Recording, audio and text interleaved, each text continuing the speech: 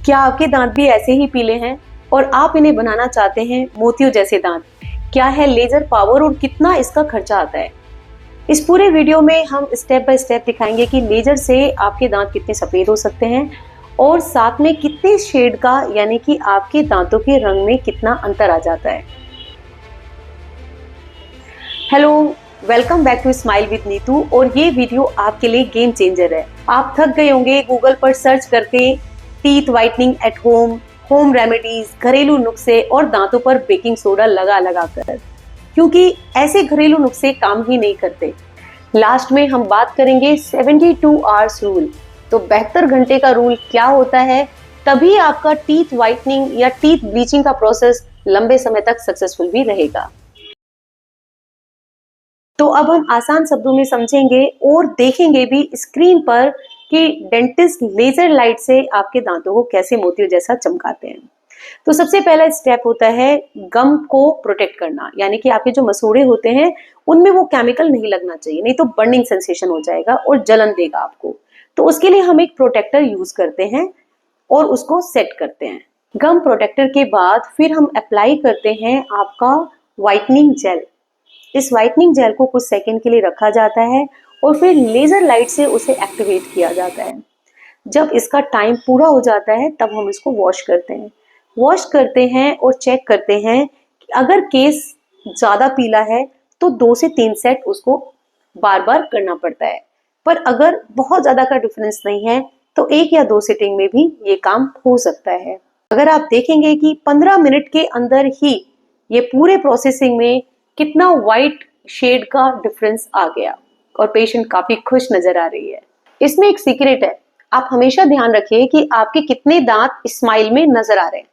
अगर आपके ऊपर और नीचे दोनों नजर आ रहे हैं तो आप व्हाइटनिंग ऊपर और नीचे दोनों दांतों की कराइए।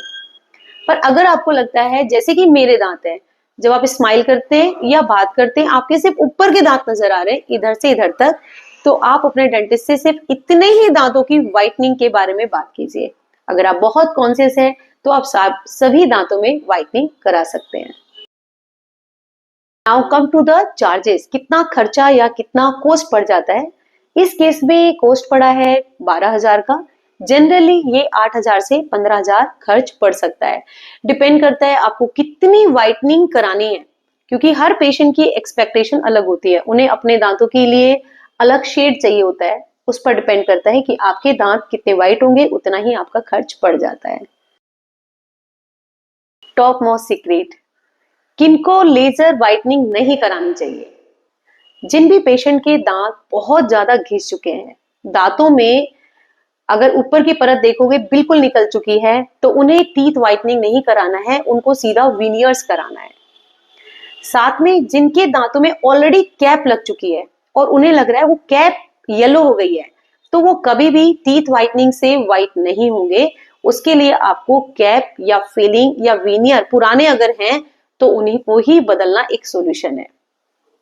तीसरे उन लोगों को जरूर ध्यान रखना है जिनके दांतों में सेंसिटिविटी बहुत ज्यादा है, या राजस्थान के लोग या यूपी के लोग जो तंबाकू बहुत ज्यादा खाते हैं, और साथ में जिनके दांतों में हाइपोप्लास्टिक टीथ है, यानी कि जिधर के पानी में फ्लोराइड ज्यादा होते हैं, उनके दांतों में गड्ढे गड्ढे होते हैं, तो उन्हें कभी भी टीथ व्हाइटनिंग नहीं करानी चाहिए, वरना सेंसिटिविटी यानी दांतों में झंझनाहट काफी बढ़ जाएगी।